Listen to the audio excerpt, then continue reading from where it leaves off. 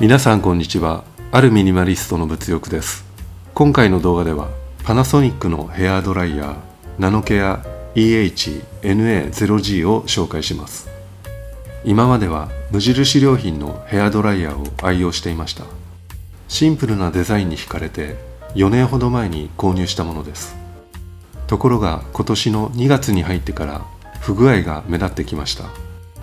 強い風にすると温風が出なかったり、持つ角度によっては風が出なくなってしまったりといった不具合が目立つようになってきました。そこで新たに購入したのがこの製品です。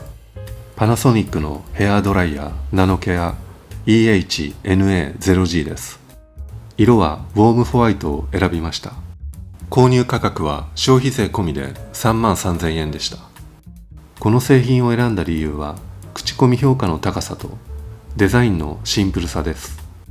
また家電メーカーとしてのパナソニックに対する私の信頼の高さも購入動機のうちの一つです。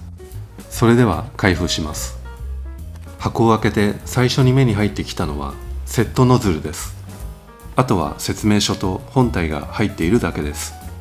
付属パーツはセットノズルのみで非常にシンプルな中身です。それでは本体を確認します。本体のデザインは非常にすっきりしたシンプルな見た目です。形としては角張ったところがない曲線的なフォルムです。表面は艶消しのマットな質感です。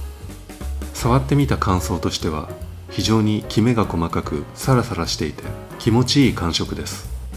ドライヤーは毎日手に持って使うものなので、触っている時の感触が気持ちいいというのは非常に大事なことだと思います。パナソニックのロゴは控えめな存在感であまり気になりません。ハンドルはこのように折りたたむことができます。ハンドルを折りたたむ時の硬さについては最初は少し硬いのではないかという印象を持ちました。しかし何回か使っているうちにその力加減にも慣れました。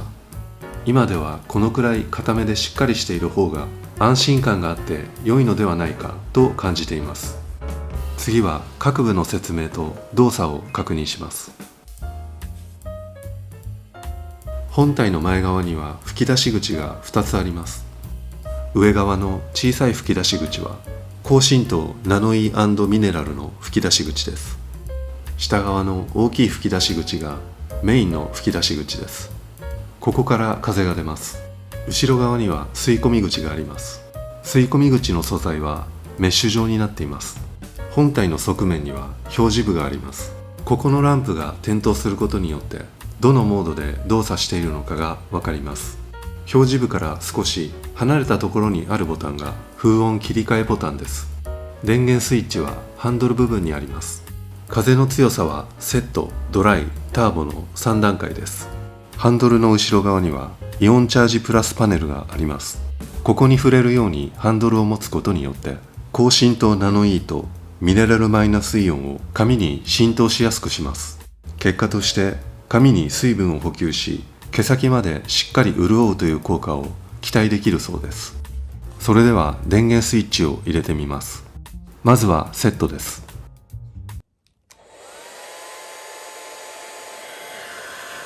表示部の高浸透ナノイーランプとホット、つまり温風モードに点灯していることがわかります。次は電源スイッチをドライに切り替えます。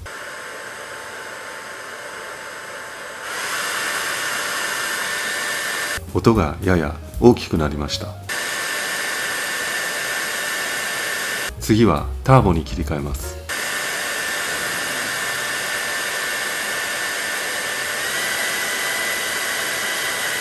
ターボにするとさらに音が大きくなりました。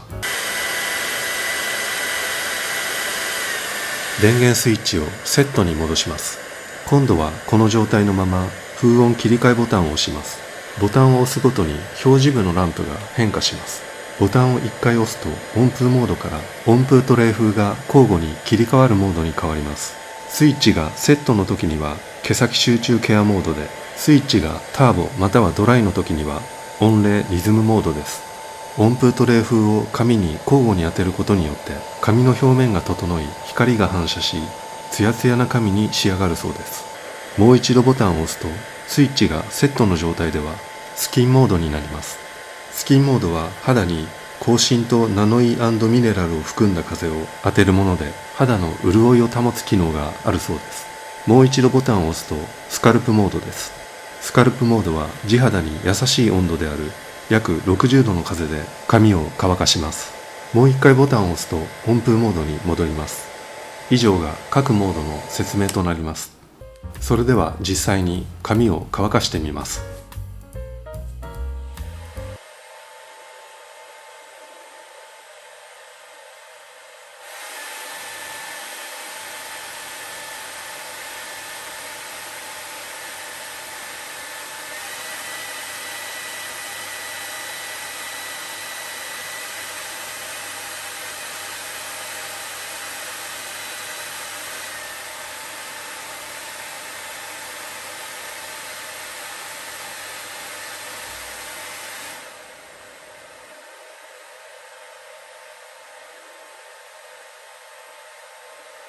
動作音の大きさがお伝えできたかと思います。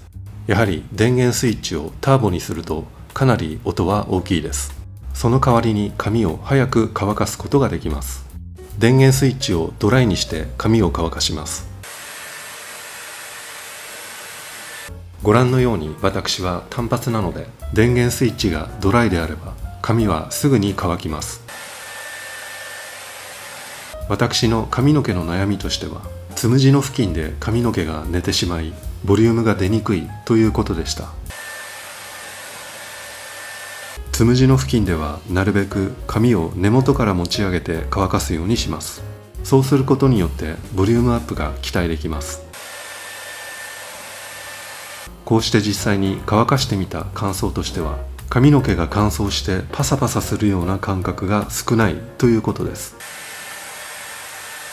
また今まで使っていたドライヤーに比べて明らかに髪の毛のボリューム感が出やすいです。仕上がりを確認してみると、なるべくボリュームを出そうとしたつむじ付近ではややボリュームが出過ぎた仕上がりになりました。また映像からは伝わりにくいですが、髪の毛のツヤ感が増したという実感がありました。横から見るとこのような仕上がりです。つむじ付近で少しボリュームが出過ぎてしまいました。ただしボリュームは非常に出やすくなったので、つむじ付近が寝てしまうという悩みからは解放されそうです。機能的には総じて満足度の高い結果となりました。良いドライヤーの買い替えができました。今回の動画は以上です。最後までご視聴ありがとうございました。それではまた。